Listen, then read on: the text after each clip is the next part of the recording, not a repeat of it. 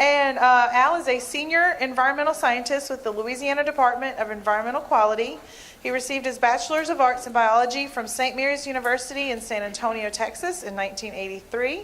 Following graduation, he worked for Monsanto Chemical Company in St. Louis in its pesticide development program. He next worked in Washington University Medical Center, also in St. Louis, in the radiation safety program. You're like really diverse. In 1988, he entered Louisiana State University, receiving a Master's of Science in Wildlife in 1989. Upon graduation, he began working for the Louisiana Department of Environmental Quality in 1990, initially in the oil and gas permit section, then switching to standards, assessment, and non-point source section in 91. Make sure there's no more to say about you. Yes, there is. His primary duties have continued to be coordination of the Clean Water Act Section 305B report and Section 303D list, currently referred to as the Water Quality Integrated Report. You're a busy man. All right, so we're going to get going. Y'all please give all your attention. All right, Bob. There you go. Okay. Sound like I'm on? Is he on? Am I on? Yep, there I go. There you go. Okay. Good morning. Thank you for having me here. As she said, I've been around DEQ forever. I'm getting up there closer to the longer serving people, so it's kind of a scary thought. We've had some retirees lately, so I'm keep moving up in the line as to who's been there the longest. Uncertainties of dissolved oxygen, nutrient, mineral, and turbidity. A few years ago, I did a talk back at St. Mary's University on the realities of the Clean Water Act. Everybody thinks the Clean Water Act, oh yeah, you got the slaw, it's easy, cut and dried, no big deal. Well, this is one of the challenges, one of the things that is not so straightforward in the Act. So we've got some basic objectives, kind of basic understanding of water quality standards. I've been in and around standards most of my career there. The challenges of setting those criteria for dissolved oxygen specifically, nutrients, minerals, and turbidity. They tend to be some of the harder things that we get at. And then my main thing, the assessing against those water quality criteria. I've been doing, as you said, the integrated report since '91. So that's my most thing that I'm most familiar with. So setting the standards and assessment process. So kind of got this big picture thing that I've been using for a while. We take our ambient water quality network data. We've got typically about 120 sites per year that are sampled monthly. Then we have a 4-year schedule, so we do from October through September of any given 1-year period. Then we switch to another set of sites and so on over a 4-year rotation. So that's our ambient monitoring network. Those sites are usually at a bridge, over a stream, sometimes they're a boat site, depending on the water body. That data in the past and still today is used to set the criteria. So how good does the water need to be? What are the requirements? We do the assessment report based on the data and comparing it to the criteria. We'll talk a little bit more about that. I could do a whole separate talk on just that topic alone. Are the uses supported? We have 7 designated uses, we're called. We'll talk about those in a little bit, as what those uses are. If the uses are supported, then there's no impairment. It's not on the 303D list. For those in the room, I've got the pink thing over here with the TMDLs. It doesn't go into that group. And we continue sampling and hope that it stays in good condition. If it is impaired, then it goes on what's called the 303D list of impaired waters. An important thing to remember, everybody says, is it on the list? Is it impaired? Well, there's 2 different things there. If it's on the list, it still needs a TMDL, which is Chuck is going to talk about, I think, at some point. But it can also be impaired and not on the list because it already has a TMDL completed. I always make that distinction because it's a sticking point for a lot of people. If it's impaired, it still needs that 303D. It goes over to Chuck's group, and he does the TMDL. His group does the TMDL on it, or New Vision process, which you might hear about later. more data, more sampling, all gets fed into it. And with that TMDL, it goes into the permitting world, which Kim and Melissa talked about earlier, to make sure that the permitted facilities are doing what they need to protect the water, or the non-point source program has its best management practices. And then again, we continue back with the data, keep the cycle going. So, real quick overview on Clean Water Act. It's from 1972. Officially, it's the Federal Water Pollution Control Act and amendments of 1972. It was established by EPA back then.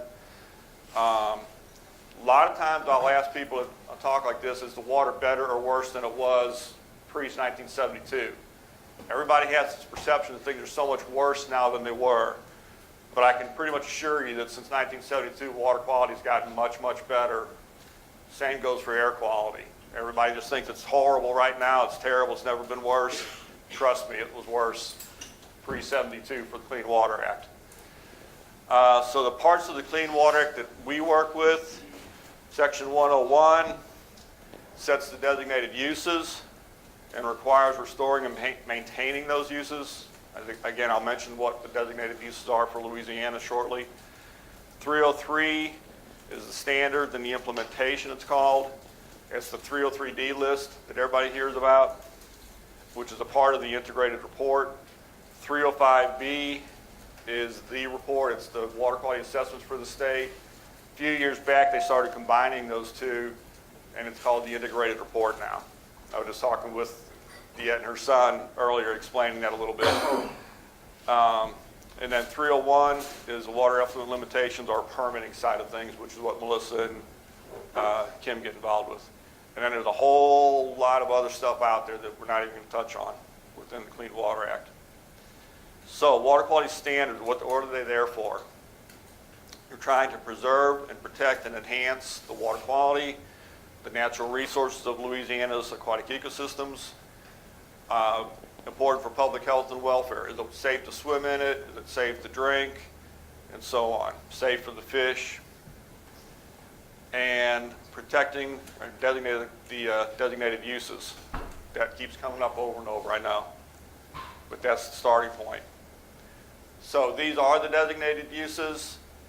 Top three are what are on almost every water body has primary contact recreation. That is like swimming, where you have a good chance of actually drinking some of the water. Secondary contact, I like to say, is boating or fishing, where you have your hands in the water, but you're not likely to drink it. Fish and wildlife propagation is pretty much what it sounds like. Is it safe for the fish? Is it safe for animals to be in it and drink it? Drinking water supply. We've got several water bodies around the state that with that use. I always have to explain, though, that the Department of Environmental Quality does not handle tap water.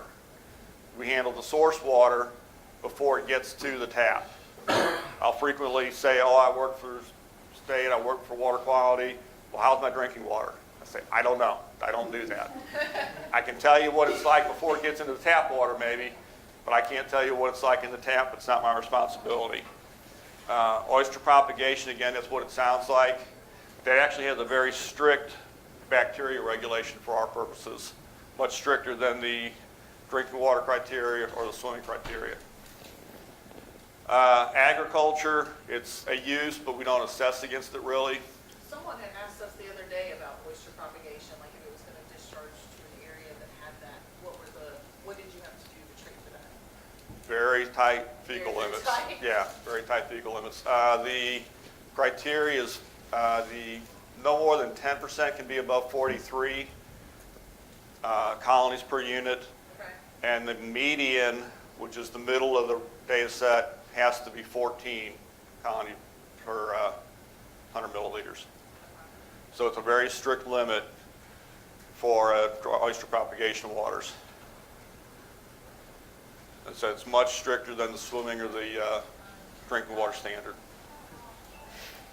So real quick water quality assessments. I can do, like I said, I can do a whole talk on this alone. We've got right now about 500 subsegments. I don't know how well you can see these little blue lines on the map. For those in the room, you can see it on the big map over here.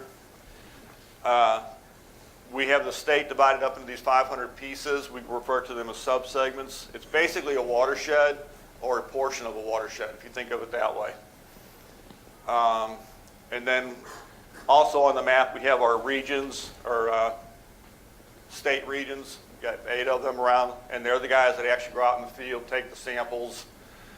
And the red dots are where the guys are sampling at. So we're somewhere in the neighborhood of 1,000 sites maybe. Now, not all of those are active for the ambient program. On any given year, we'll have, like I said, 120 or so sites are sampled. So we've got somewhere in the neighborhood of 500 that are active right now. Kind of got those uses again. These are the core parameters that we look at to make sure that everything's okay. So for fish and wildlife, we look at dissolved oxygen. Is there enough oxygen in the water for the fish? Temperature, pH, minerals, turbidity, and toxic substances. You usually don't have too much trouble with those last few, but dissolved oxygen, low dissolved oxygen in particular, is one of the biggest problems we have in the state. Oyster propagation, we mentioned earlier, fecal coliform. Primary contact, we look at fecal coliform, enteric oxide, toxic substances, again, and temperature. I'm not going to touch on this in the rest of the talk, but dissolved oxygen, fecal coliform are the 2 biggest issues that we have in the state from the assessment perspective. Everybody thinks it's the industry, it's DO and bacteria. That's what drives a lot of the problems.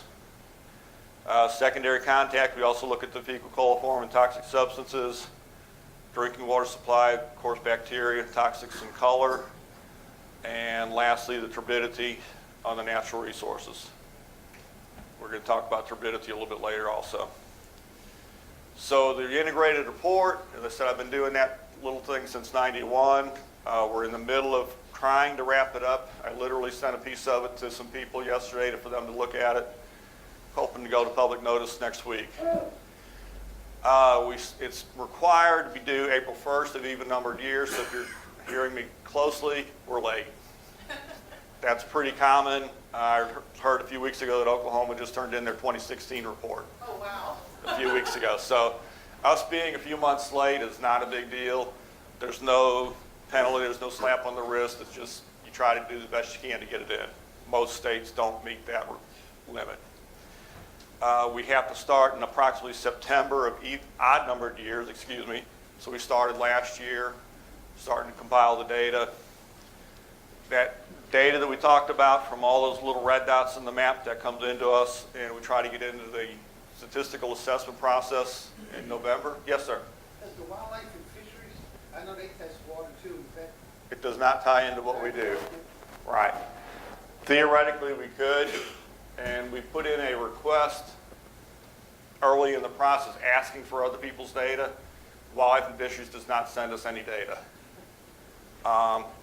Usually what they're doing is very narrowly focused, and we're trying to get the bigger picture. So that's part of the process. We do get data from Lake Pontchartrain Basin Foundation. I'm pointing my St. Tammany folks over here. We do get data from them, and we did use some of your information this time around. That project that you guys did together, we used a lot of their information. Most of the assessments are pretty straightforward. We look at a percentage of time that it's meeting the criteria, so 10%, 25%, and 30% are the usual cutoffs for most of the parameters. Big important thing, EPA has oversight on the 303D portion. They approve that portion of the report. They can say, nope, we don't like that, add something to the list. And it does happen from time to time. We try to, I'll say, negotiate or discuss things with EPA in the working process so we avoid conflicts when we go final. But sometimes we just agree to disagree. They hold the final cards. We add things to the list based on what they tell us to do. Is that made by EPA Region 6 or EPA headquarters? Region 6. With consult from headquarters on their part. Recently we had a disagreement over some coastal waters. I think the Region 6 folks agreed with us in our assessment. EPA headquarters overruled them, I think. that's a whole nother talk in and of itself also. But yeah, it usually sticks at Region 6 in Dallas. We do look at metals and organics, although right now we're not sampling for metals for many reasons, one being very expensive and complicated, and two, thankfully we don't have a lot of metals impairments in the state. So it was not very cost effective to spend $1,000 or more per sample when you know it's going to come back essentially zero. We do have the organic sampling. Mississippi River, now it's 4 sites. It used to be 3 sites, 4 sites every month. Other sites it's quarterly. Thankfully that comes back as non-detect in most cases for the organics. So those two are not, thought I heard a question out. Okay, sorry. So we come up with the assessment results. The suspected sources are provided by our regional staff. They're the guys that are out in their field and they know the water, they know what's going on. I literally have our assessments out with them now and they're sending back the feedback on what are the sources. We're using a new database now called ATTAINS. It's a big long acronym, assessment. Ooh, I'm going slow today. Total maximum daily load and tracking. It's been a really good database that we're using. I'm gonna have to step up my pace here a little bit, sorry. A lot of other stuff goes in, permitting information goes in, enforcement information goes in. A lot of different stuff in there. It's fun little book report. So the challenges of studying water quality for dissolved oxygen. We got a lot of low gradient streams here. The national standard is 5 parts per million. We can't meet 5 in many cases just because it's natural. It's swamps around here, the bayous around here, they're not going to meet a 5, no way, no how. Basically because they're just slow moving or not moving. Exactly. We have many anthropogenic impacts from the years and years of agriculture, sewage systems, what have you. It's hard to say what's natural. We don't refer to a reference stream, we refer to it as the least impacted stream because everything's been impacted some way, somehow. And EPA requires extensive and costly studies. I don't know what the cost is, I'm not involved with that directly, but it takes a lot of time and effort, 2 or 3 years. Kim, you involved 2 or 3 years maybe? Barataria Caravan was 3 years. It was supposed to be 2 years, but Hurricane Katrina was in the middle of that, so Okay. it ended up being 3 years. Yeah, so 2 or 3 years to reset standards in just a small area. Nutrients, that's maybe even tougher. What's natural out there? Some places need high nutrients, like in the coast where you're trying to, build up plant life and protect the coast. Other places have too much nutrients, so you're hurting your dissolved oxygen through algae growth. But the big thing is, what is natural? They've been working on nutrient criteria as long as I've been there, and we cannot come up with single numbers. Minerals, not so much of a problem most of the time, but we're revisiting those. The originally were set with historic data and natural background conditions. But again, what is natural background? We're now working towards some more hardness-dependent conditions. And I don't do this. So an aquatic life toxicity approach, that's what they're trying to work towards right now. They have a beneficial environmental project. If you're not familiar with that, that's where industry has a penalty against them for something. And rather than paying a penalty, they pay into the beneficial environmental project fund.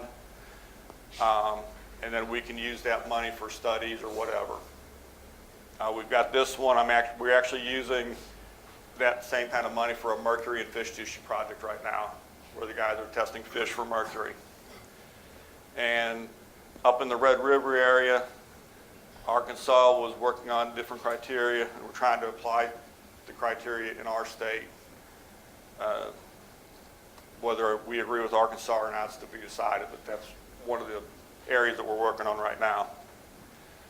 Turbidity is another tough one. We do have some turbidity criteria, but they're pretty limited. We don't have a turbidity criteria on every single stream, but we've got a lot of cases where our regional staff in the past said, hey, it's got high turbidity, but we can't get rid of that impairment because we don't have a numerical number to compare it to.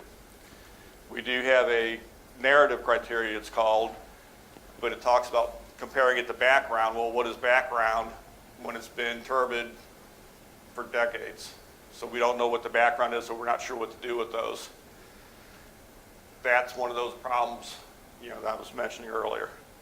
What is background, what is natural? So assessing against the criteria,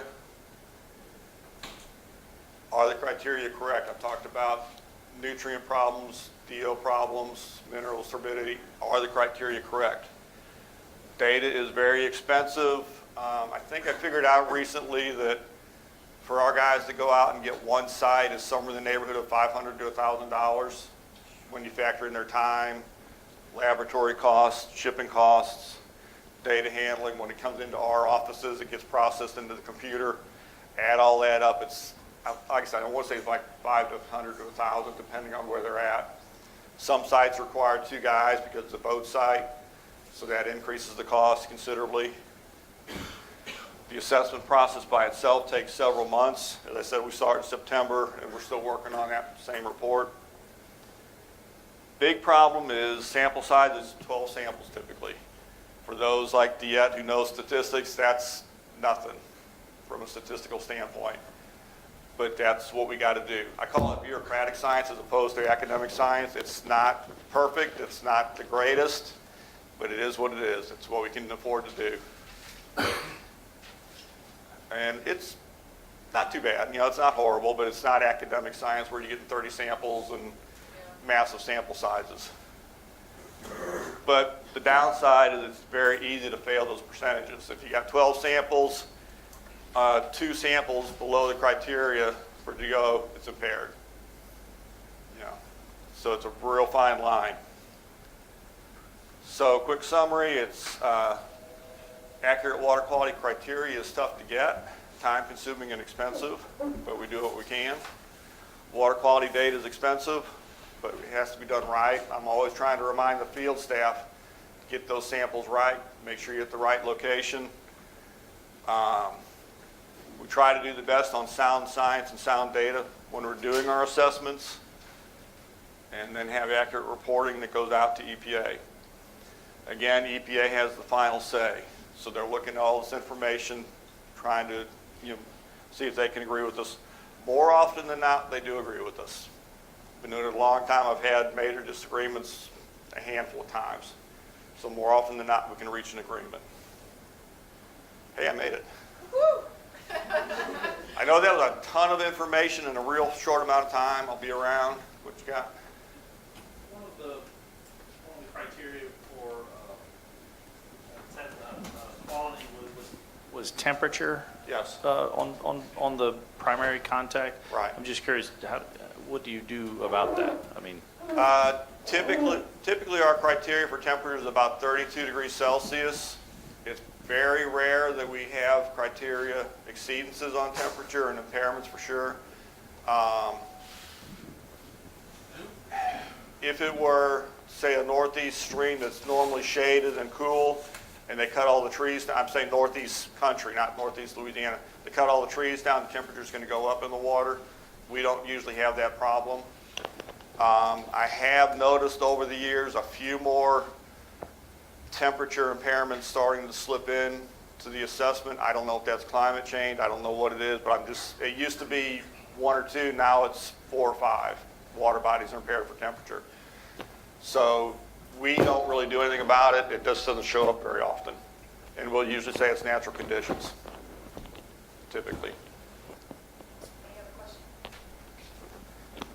questions? Can you speak a little bit more about the non-point source best management practices? Like how have they had new ones come into effect recently, or is the state allowed to come up with stuff, or does it all just have to be mandated by EPA as far as what's considered a best management practice for non-point source pollution? I think they're always coming up with new BMPs. I don't know if they're coming from researchers or if they're coming from EPA, or I don't think we generate our own BMPs very often, but we might transmit BMPs to other, from other groups to the permittees and to the agriculture. So that's not something y'all work on, that it's just something you relay the information? We have a non-point source program, it's a very extensive non-point source Okay. program, and they try to relay Relay the information Okay, to gotcha. agriculture, to silviculture, to septic tank users, things like that. Okay. Anybody else? Questions? All right. Have a mic, let's use it. I saw in your talk that you indicated when you do your measurements that you have criteria that are sometimes missed on a percentage basis. Right. Are you seeing variance during the course of a day or during the course of a week? And why would you allow that sometimes to be okay and sometimes not? We sample once a day for, or once per day, once per month. You typically sometime between, say, 8 and 12. So that's our baseline kind of. It can go, especially DO, can go up and down, and does go up and down through the day. It's a diurnal cycle. When we're sampling, we're typically at the lowest point in the cycle because of just natural fluctuations. Nothing is perfect. I guess in answer to why do we allow a certain percentage of the time to exceed a criteria or fail a criteria, nothing's ever perfect in the natural world. It's going to be up and down. It's going to be meeting the criteria sometimes and not meeting, so we have to draw a line somewhere. Those percentages were established way before I started doing this. There was some statistical basis somewhere back in the dark history of water quality assessment. I can't tell you where that was found, to be honest.